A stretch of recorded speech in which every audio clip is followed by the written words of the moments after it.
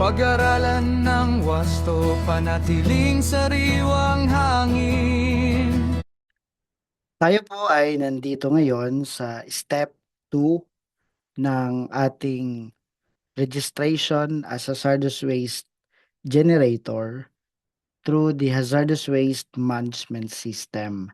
Paano ba ang completion nitong step 2? Paano gagawin ito patungkol sa ating registration as waste generator? Pero bago yan, bago natin i-simulate, bago natin gawin, kung hindi ka pa nakaka-subscribe or nakaka-join dito sa ating channel, please subscribe or join or thanks na lamang po dyan sa ating button sa baba. You can click thanks para po sa pagpapatuloy ng ating video tutorial. And I hope makatulong tayo sa community, lalong-lalo sa mga bagong-bagong pollution control officer.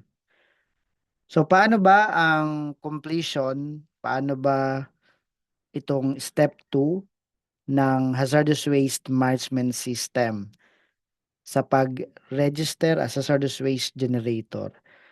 Dito po sa step 2, dito ay nag-a-add tayo ng permits. Dito, ibinibigay natin yung mga acquired permits, official document issued by EMB Regional Office. Nilalagay natin ang example certificate of non-coverage or environmental compliance certificate. Marami pa tayo gaya ng wastewater discharge permit, permit to operate ng ating air pollution source installation, gaya ng genset, yung permit to operate niyan. Yung PCO accreditation certificate, ina-upload natin dito sa step number 2. Pero walang button mismo dito sa step number 2 na directly dyan mo makikita at dyan mo ma-upload sa step 2. Para makapag-upload ng copy ng permits, i-click mo itong profile button. So, pag dyan ka sa iyong profile, mag-a-upload ng iyong mga permits. So, i-click mo yung profile. Yan, click natin yan. And makakarating ka dito sa iyong profile at meron ditong environmental compliance permits. So, ang gagawin mo, click mo ang button nitong add permit. So, halimbawa, meron kang CNC or Certificate of Non-Coverage available na sa iyong computer, naka-save na, naka-PDF na. Madali mo nang ma-upload dito sa iyong profile. So, ang kalalabasan ganito, magkakaroon ng information about your permit. Halimbawa, Certificate of Non-Coverage, yung reference number, date of issuance. Of course, walang expiration ang CNC, the place of issuance, kung anong regional office ng EMB, at yung location. And then yung file na in-upload mo. Para makapag-try tayo, just click this button, Add Permit. O, click natin yung Add Permit. Yan. So ito, Add Permit, click mo lang yan. Magpapakita sa iyo itong box na to. Add Permit, and then select mo yung permit type. So, halimbawa, meron kang permit to operate, select mo yan. Kung halimbawa, meron kang discharge permit, select mo yan. Then, dito mo ilalagay yung control number or reference number na nasa discharge permit. Halimbawa, DP, OL, R4A, 121345. At dyan din sa iyong discharge permit, nakasulat din dyan kung kailan yan na-issue.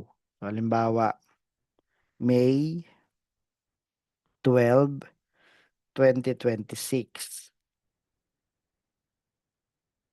Gawin natin June 12, 2026. Tapos kailan mag-expire? Halimbawa, June 13, 2027. So, hindi ka naman mag-iimbento kasi kung meron kang discharge permit, nandun naman yung date of issuance at expiration date. Ganon din kung saan o ito place of issuance. So, EMB, region, kung anong region number, at yung location. After that, i-attach natin yung permit or certificate. So, yung discharge permit natin, i-add natin, i-upload natin sa system. So, click mo lang yung choose file and then hanapin mo yung discharge permit mo. So, ayan na, yung ating in-attach, yung discharge permit, add permit na lang.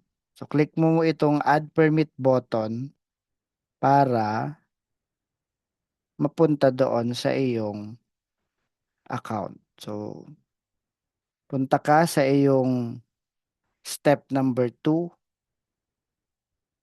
Makikita mo naka-upload na yung discharge permit.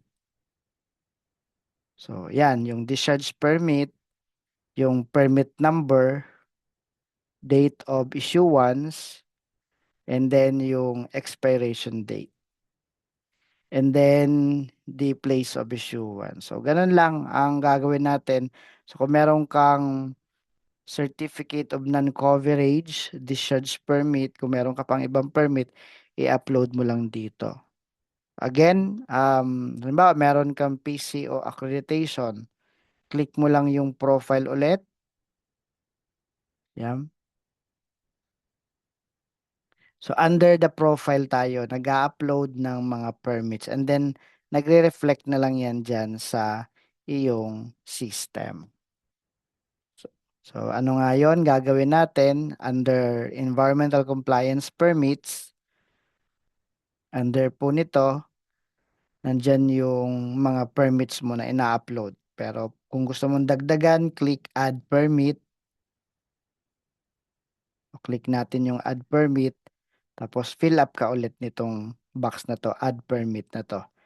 Halimbawa, meron kang PCO accreditation certificate. Ano ang accreditation number? Let's say 4A, sorry, 12, 4A. Date of issuance, let's say June 13, 2026. Expiration date, June 13, 2029. Kasi 3 taon ang validity ng PCO accreditation certificate. Then place of issuance, ganun din, EMB, Region 4A, kung sa Region 4A, Parañaque City. And then attach permit or certificate. Kailangan mo kasing i-attach eh. So, lagay natin yung certificate or permit. Ito na yon. Then, add permit. So, mapifill mo naman yan na naka-add na. So, balik ka lang sa iyong my application, then proceed ka sa step 2. Makikita mo, sa step 2, nandun na yung Certificate of Non-Coverage, Discharge Permit, PCO Accreditation Certificate, at iba pang mga information. So, kung meron ka pang ibang permits na issued ng EMB, i-upload mo lang sa iyong step number 2. So, ganyan po ang ginagawa natin sa step number 2. I hope you have learned something. Ang isang bagay na kailangan nating maalala, ang step number 2 ay relevant pa din yan sa step number 5. So halimbawa, kung ano man itong mga permits na in-upload mo dito sa step number 2, like CNC, Discharge Permit, PCO Accreditation Certificate, yung mga permits na in-upload mo sa step number 2 ay i-upload mo ulit dito sa step number 5. So halimbawa, meron kang CNC Discharge Permit, PCO Accreditation Certificate na nag-appear sa profile, nag-appear dito sa step 2, dapat ma-upload mo ulit sa step number 5.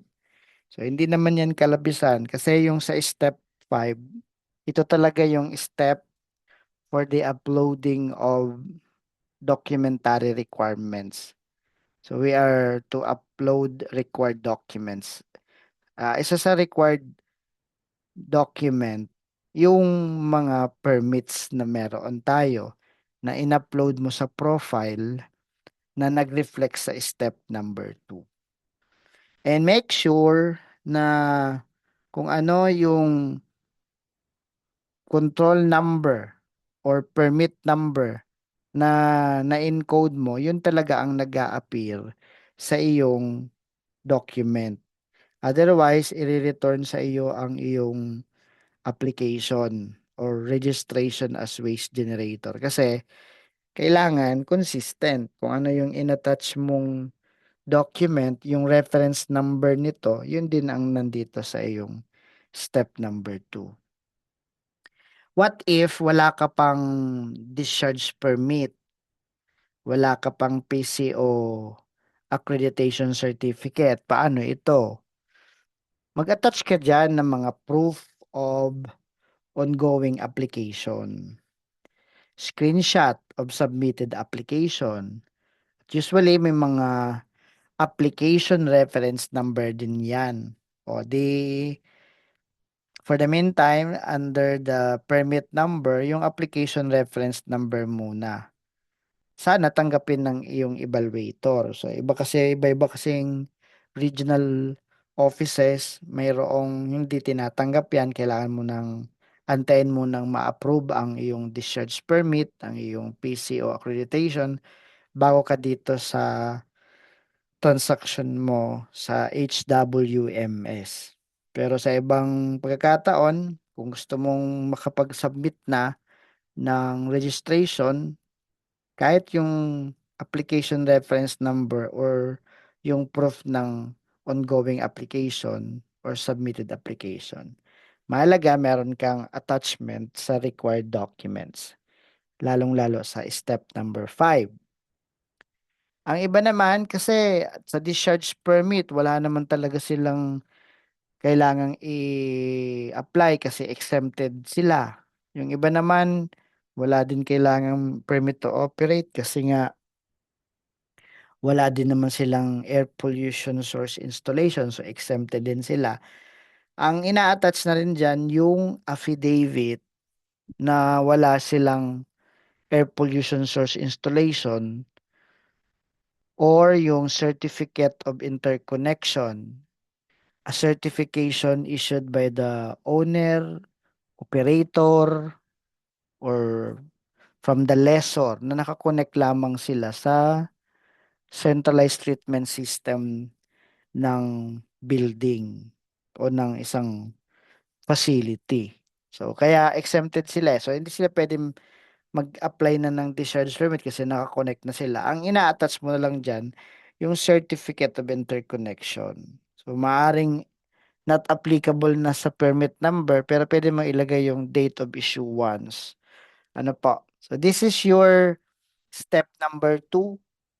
At tandaan natin na it's our duty. Sabi dito sa DAO 2014-02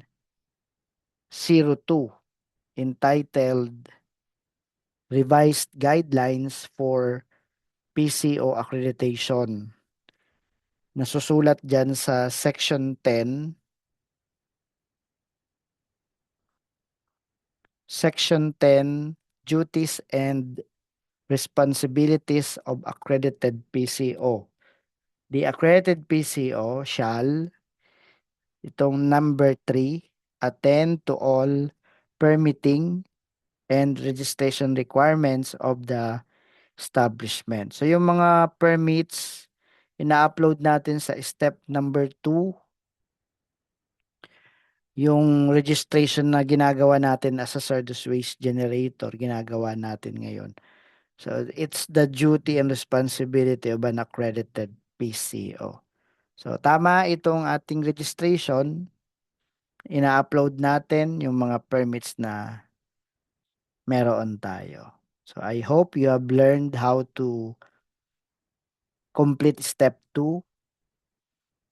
Quick recap lamang, just click profile and then makikita mo under your profile yung environmental compliance permit, hanapin mo yung add more button. And then that's it, fill upan mo na ano yung permit na i-upload mo, anong permit number, date of issuance, expiration date, and then place of issuance, and eventually i-upload o i-attach mo yung copy ng permit. Once submitted or na-click mo yung add permit, mag-a-appear na yan dito.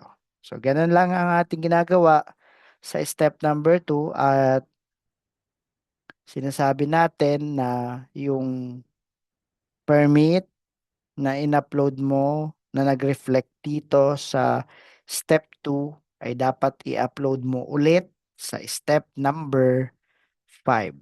So, dapat make sure na consistent ang mga information. Kung tatlo ito, di meron ka din doong mga i-upload sa step 5. Itong CNC, Discharge Permit, PC Accreditation Certificate, or yung mga affidavit or certificate of interconnection. So, yan lamang po. I hope you have learned how to complete step number 2, Environmental Compliance Permit, through this hazardous waste management system in our registration as hazardous waste generator. Kung gusto niyo pang malaman yung step number 3, 4, 5, just subscribe to this channel, join this channel. Thank you very much for time listening. And if you want coaching and mentoring, contact 0998-543-5466. At kung gusto mo naman umattend ng basic PCO training, contact 0998-543-5466. Thank you very much for time listening. Thank you very much everyone and God bless us all.